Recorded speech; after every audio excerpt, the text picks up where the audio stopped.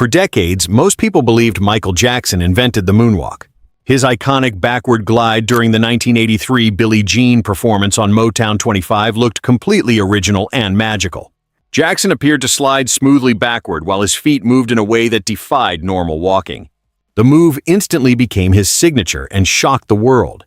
Even today, many fans still think the moonwalk was purely MJ's creation. His polished execution, combined with the sequined glove and dramatic stage presence, made it feel brand new. The truth, however, is far more interesting. The moonwalk, often called the backslide, existed decades before Michael Jackson. It developed gradually through African-American dance traditions, tap, vaudeville, and street performances. Michael himself never claimed he invented it. In interviews and his book Moonwalker, he clearly said he learned the move from others and simply perfected it. Where did the moonwalk come from, actually? Well, the moonwalk came from these beautiful children, these black kids who live in the ghettos and, the inner cities, who are brilliant. They just have that natural talent for dancing. Any of the Running Man, any of these dances, they come up with these dances. All I did was enhance the dance. Okay, I want to see you dance. This is where the real story begins. If you're enjoying this journey so far, hit that subscribe button and turn on notifications so you don't miss the full history. The roots of the moonwalk stretch back much further than most people realize. The earliest known description comes from 1872, when African-American ragtime composer Arthur Marshall recalled seeing dancers perform a move where they appeared to glide backward as if being towed around on ice skates. They achieved this illusion by rapidly shifting their toes and heels while moving forward. By the late 1800s and early 1900s, similar backward gliding steps had become popular in African-American minstrel shows and vaudeville performances. One dance was even nicknamed stepping on the puppy's tail, which involved the same heel-to-toe technique that created the floating effect. These early versions were raw and experimental, performed mainly in black communities and traveling shows. They laid the foundation for what would later evolve into the smoother backslide. Michael Jackson later acknowledged these deep cultural roots, noting that many of his moves came from street dancers and earlier black performers who kept the tradition alive. By the 1930s, the backward gliding step had moved into mainstream entertainment.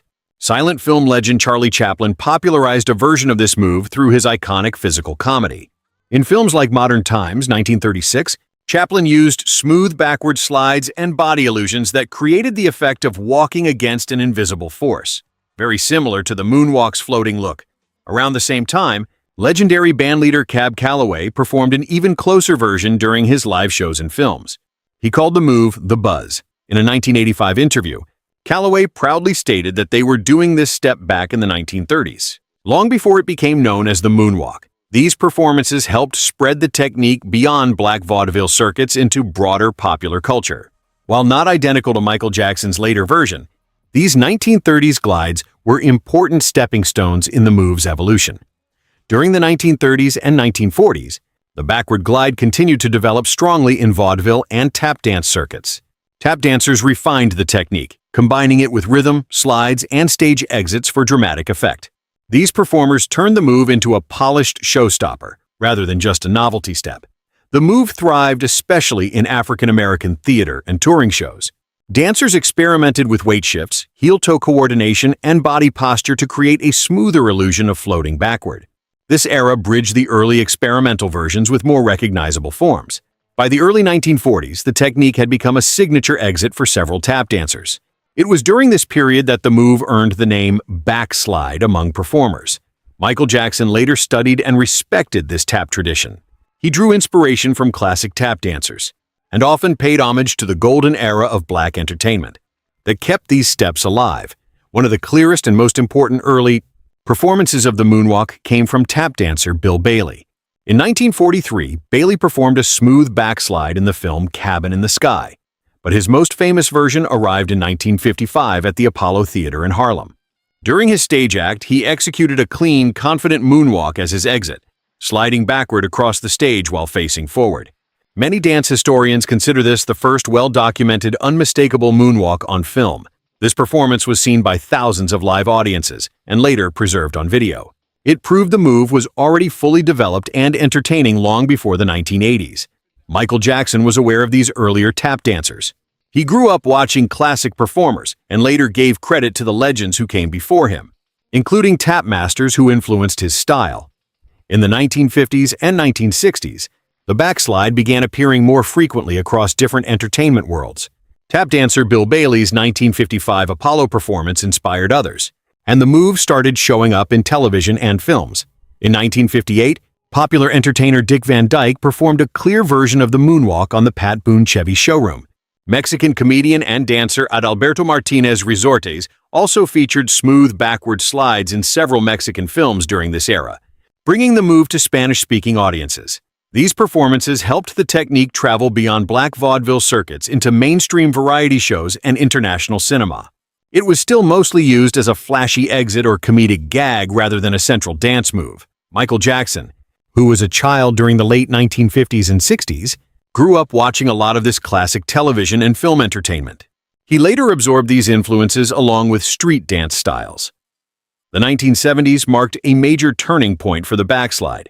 It moved from stage and tap into the raw energy of street dance and funk culture.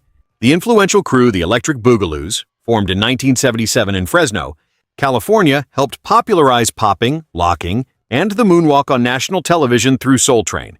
Their performances brought the move to a much wider audience. During this era, the technique became smoother and more integrated into full dance routines rather than just an exit move. It blended with other street styles and was performed by several dancers on Soul Train as early as 1979-1980. Michael Jackson was a huge fan of Soul Train. He later explained that he drew inspiration for the moonwalk from beautiful children and brilliant dancers in the inner cities and ghettos who created these moves naturally. He said he simply enhanced what he saw. In the early 1980s, the backslide gained major visibility thanks to dancer Jeffrey Daniel. As a member of the group Shalimar, Daniel performed a very clean and confident version of the moonwalk on the British show Top of the Pops in 1982. He had also showcased it multiple times on Soul Train. Jeffrey Daniel's performances were smooth, stylish, and highly visible to television audiences. Many consider his version one of the most important bridges between the street funk era and mainstream pop. Michael Jackson was watching closely. He was a fan of Shalimar and Soul Train. According to interviews, Michael learned the move directly from Jeffrey Daniel and other dancers like Jaron Casper Candidate. Jackson took the existing backslide, practiced it intensely, and added his own signature style, making it tighter, more dramatic, and perfectly synced with music. On March 25, 1983, Michael Jackson stepped onto the Motown 25 stage and performed the moonwalk during Billie Jean. The world was stunned. His version was incredibly smooth, sharp, and perfectly timed with the music. It instantly became legendary, but Michael did not invent the move. He learned the backslide from dancer Jeffrey Daniel of Shalimar, who had performed it on Soul Train and Top of the Pops. Jeffrey Daniel himself confirmed that he taught Michael the technique, and Jackson later renamed it the moonwalk. In interviews, Michael was always honest about this. He said he studied street dancers and took inspiration from many performers before him. He practiced the move intensely until he made it his own, tighter, more dramatic, and magical on stage. Michael Jackson didn't claim invention. Instead, he perfected an existing dance and introduced it to a global audience in the most unforgettable way. Michael Jackson did not invent the moonwalk, but he transformed it into one of the most famous dance moves in history. His flawless execution on Motown 25 in 1983 during Billie Jean introduced the move to a global audience in the most spectacular way possible. The timing, polish, and showmanship made it feel magical because of Michael. The backslide officially became known worldwide as the moonwalk. He took an existing step that had lived in black dance culture for decades and gave it mainstream visibility. Like no one else could, Michael was always honest about its origins.